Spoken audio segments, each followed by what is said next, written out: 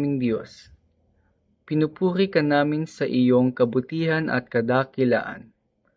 Ikaw ang aming kalakasan, gabay at liwanag. Kung wala ka, Panginoon, wala rin kami. Patawarin mo kami, O Diyos, sa aming mga pagkukulang sa mga sandaling kami ay nanghina, at sa mga pagkakataong hindi namin lubos na ibigay ang aming sarili sa paglilingkod at pagmamahal sa iba.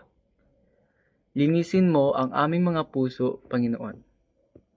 Maraming salamat, Panginoon, sa mga biyayang patuloy mo ibinubuhos sa amin, sa aming mga pamilya, mga kaibigan, mga guro, at sa bawat pagkakataong upang makapaglingkod. Salamat din sa lakas, karunungan at tapang na iyong ibinigay araw-araw. Idinadalangin namin, O Diyos, na patuloy mo kaming gabayan. Bigyan mo kami ng karunungan sa bawat desisyon, tapang sa bawat pagsubok, at pusong marunong magmahal at umunawa sa kapwa. At sa wakas, Panginoon, inaalay namin sa iyo ang aming sarili, ang aming mga talento, oras at gawa. Naway, ang lahat ng aming ginagawa ay para lamang sa iyong higit na kaluwalhatian.